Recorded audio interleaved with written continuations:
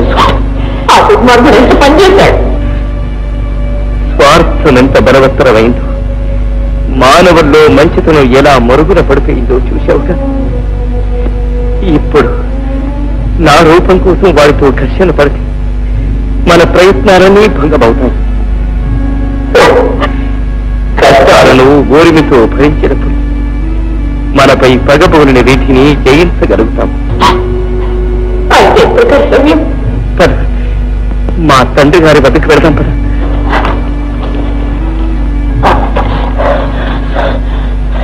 స్వామి, ఈ రూపంలో మిమ్మల్ని గుర్తించి వారు అసహించుకోకుండా ఆదరిస్తారా? ఎందుకు నీకు ఆ సందేహం వచ్చింది? అంటే నువ్వు నన్ను అసహించుకుంటున్నావా? స్వామి, ఎంత మాటలు! మీరెలా ఉన్నా నా దైవం. కట్టుకుందామనుకున్న నీకే లేని అసహ్యం కళ్ళ తండ్రికుంటుందా? నీకు ఆ సందేహం అక్కర్లేదు. మా తండ్రి నన్ను తప్పకుండా ఆదరిస్తాడు.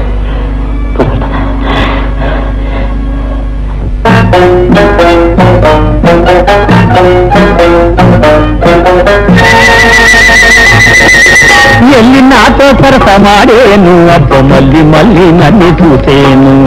ఎల్లి నాతో సరసమాడేను, అబ్బ మళ్ళీ మళ్ళీ నన్ను చూసేను.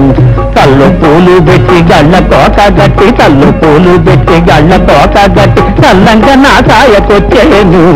ఎల్లి నాతో సరసమాడేను, అబ్బ మళ్ళీ మళ్ళీ నన్ను చూసేను.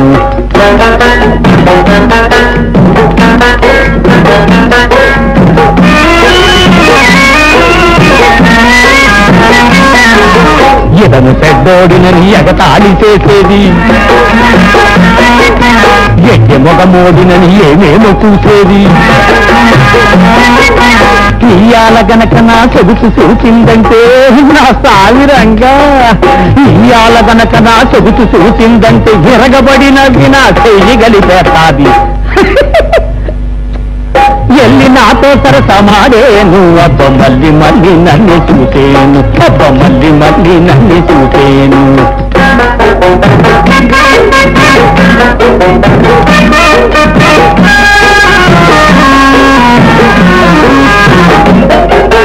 తులతోళ్ళు నన్ను చూసి గుమ్మెత్తిపోతారు, మునగాడి పిట్టని మారెత్తి చూస్తారు. తిప్పయ్యగాడంటే తిట్టినోళ్ళంతాను చెప్పు కింద తేలు అయ్యేరు, నైర గొప్పగా చెప్పుకొని పిలిచేరు. తిప్పయ్యగాడంటే తిట్టినోళ్ళంతాను చెప్పు కింద తేలు అయ్యేరు, నైర గొప్పగా చెప్పుకొని మురిసేరు. ఇంత చక్కని ఓడి ఎవడసేయడని, ఇంత చక్కని ఓడి ఎవడసేయడని సంతలో జనమంత చప్పట్లు కొట్టేరు. చెప్పైకి జై, ఎన్ని మొగుడు చెప్పైకి జై. ఎల్లి నాతో సరసమాడేను, అబ్బ మళ్ళీ మళ్ళీ నన్ను చూసేను. కళ్ళు పూలు పెట్టి గళ్ళ తోక గట్టి, కళ్ళు పూలు పెట్టి గళ్ళ తోక గట్టి చల్లంగా నా సాయకొచ్చేను. నాతో సరసమాడేను, అబ్బ మళ్ళీ మళ్ళీ నన్ను చూసేను, అబ్బ మళ్ళీ మళ్ళీ నన్ను చూసేను.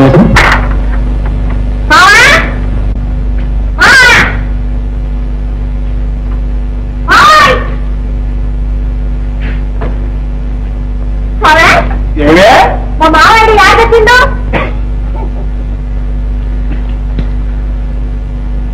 అదే స్వామి అట్ట నడుతావు. మైలు బట్టలు చాడానికి వెళ్ళాడు, మళ్ళీ రానేలేదా? వెళ్తే కదా మళ్ళీ రావటానికి. అదే స్వామి, ఆయన రాత్రి బట్టలు చాడానికి పంపిస్తానంటే మరేది ఆ దెయ్యం చేతుల్లో పడ్డాడు రావచ్చు. నా మొగుడిని ఏం చేశావురా భగవంతుడు? లేనట్ట బతికేరా భగవంతుడా, భగవంతుడా.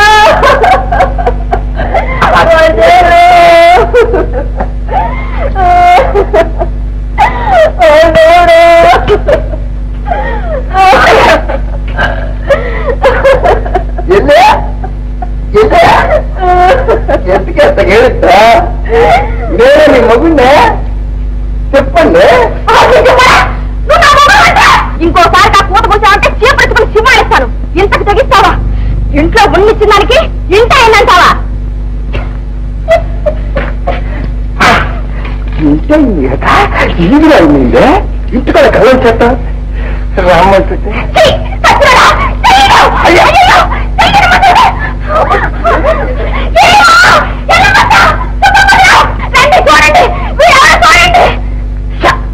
ఆయనకి ఎప్పుడు మధ్య మన సరసలా అసలు మనం ఏం తప్పు చేశామని అది మాత్రం సరసాలు అడుగురా నవ్వులు పెళ్ళాడుగా ఎవరైనా దాని చేయట్టుకున్నా ఇంకొక చేయట్టుకుంటే ఈపు చెట్టు కొట్టు అంటే ఎవరైనా రాత్రి గెలిచి బాగా తోడేరు ఏమిటి నా మొగుడు లేకుండా చూసి ఏంటంటే అంటున్నాడు. అది కదరా మొగుడు పెళ్ళాలు సరసవాడుకోవడం తప్ప నేను దీని మొగుడిని మళ్ళీ ఆ కొట్టుకుంటామంటే నా మొగుడు కాదు పొత్తులు కాదు సత్య ప్రమాణం చేసి చెప్తుండదు నేను దీని మొగుడిని కాదరా దీని మొగుడు చెప్పయ్యా. నిరంతర రక్షక పథ పర్యవేక్షణలో ఉన్న ఈ రాజమందిరం నుంచి రాకుమారి ఎలా తప్పించుకొని పోగలదు, ఎవరు తప్పింపగలరు? అదే అర్థం కావడం లేదు. ఏ దుర్మార్గుడో మనలో ఒకడు మంచిగా నటిస్తూ మమ్మల్ని వంచిస్తున్నట్టున్నాడు. తల్లి భువనసుందరి ఎక్కడున్నావమ్మా? దుఃఖించకండి మహారాణి. సేనాపతి వెంటనే భటులతో వెళ్లి రాకుమారి కోసం నగరమంతా గాలించండి, పరిసరాలన్నీ పరిశోధించండి. వెళ్ళండి. అలాగే గురుదేవ. గురుదేవ, ఈ బాధ్యతను మీపై మోపుతున్నాను. శిరసా వహించాను మహారాజా. రాకుమారి కనిపించకపోవడం నాకు మాత్రం బాధ కాదా? ఎక్కడున్నా తీసుకొస్తాను. అధైర్యపడకండి. వస్తా.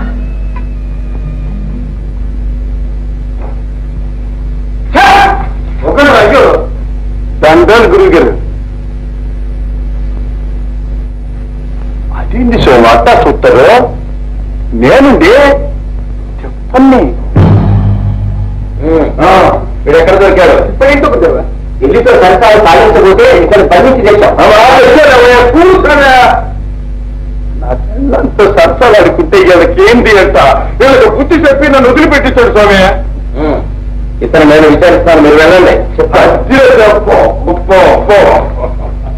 దండం స్వామి.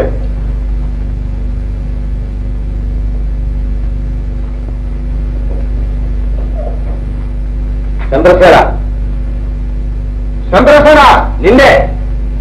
ఏమి స్వామి చెప్పండి.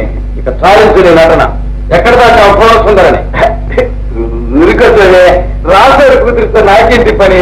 చంద్రసేన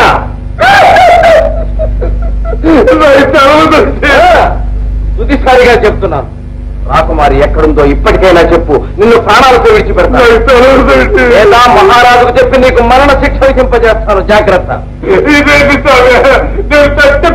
చెప్తున్నాను పాదాలు తాచి రాజు కూతురు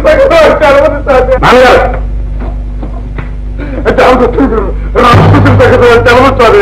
గురుగారికి చెప్పండి. ఏడా చెప్పేది? నాన్నగారు మీరు అన్నది వీరి చేత నిజం నేను కట్టిస్తాను. ఎక్కడ రాకుమార్తె నాకు తెలవచ్చాడు.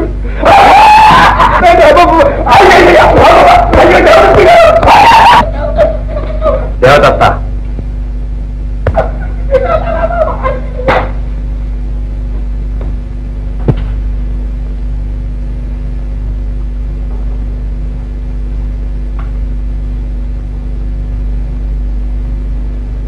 దేవదత్త వీడు చంద్రసేనుడు కాడు, తిప్పయ్య. అదేమిటి నాన్నగారు? చంద్రసేనుడు నాకు తెలియదు, కానీ చంద్రసేనుడు నిన్ను ఎరుగాడు. అవునా? మరి వీడు నిన్ను గుర్తించాడు. మనకు అర్థం కానిదేదో జరిగింది. బహుశా పరకాయ ప్రవేశమేమో. అయితే మరీ మంచిది. వీళ్ళు పుస్తకించో బాధించో ఆ విద్య నేర్చుకున్నాడు.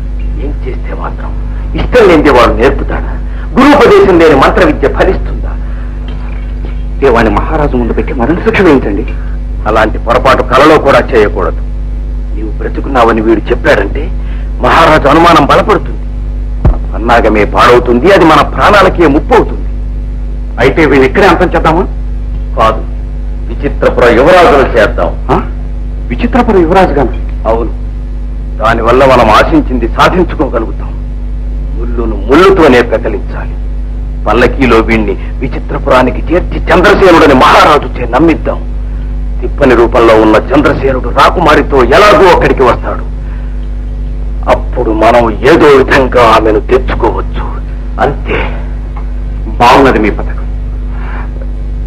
కానీ వీడి మాటలు చేష్టలు గమనించిన మహారాజు వీడిని తన కుమారుడిని నమ్మకపోతే ప్రమాదం కదా. నమ్మే రీతిగా వీడిని తీర్చిదిద్దుకుందాం. జంతువుల చేత చెప్పిన పనులు చేయించడం లేదా, చిలుకల చేత పలికించడం లేదా. నిజం చెప్తే అబద్ధమవుతుంది, అబద్ధం నిజమవుతుంది. దేవదత్తుడు కోరి నేను చూశాను బాబయ్యో అంటే చూడలేనట్టుంది. రాజుడి అడుగుతుంది నేను చూడలేను బాబయ్యో అంటే చూశానట్టుంది. ఆవిడ చెప్పింది కాదంటే శిక్షట్టుండ్రి, పడేసి ఉతుకుతుండ్రి. మహారాజు ఒకటి అమ్మ బాబు తప్పకట్టు సాగు నీ పాలు కట్టుకుంటే చెప్పినట్టు పెట్టావా? బుద్ధి బుద్ధి వినుకుంటా సాగే. అయితే నువ్వు చంద్రశేఖరుడివి కాదు సాగే, నేను చెప్పండి సార్ చెప్పండి. అయితే నీకు శిక్ష తప్పదు. పద. అదే మళ్ళీ ఎలాగంటావు? నువ్వు చెప్పినట్టు తినుకుంటావంటే చిత్తం చిత్తం తప్పుతుంటావే. మరి మేము చంద్రశేఖరుడు అంటే కాదంటున్నావు. అవునంటే రాసుకుంటే ఎప్పుడు తెమ్మంటావు? నేనెక్కడి నుంచి తెచ్చేది సార్? నువ్వేం తనక్కలేదు, మేము చెప్పాక అంతే. బుద్ధి బుద్ధి చేస్తాలే సార్. జ్ఞాపకం ఉంచుకో, మాట తప్పావో నీకు మరణ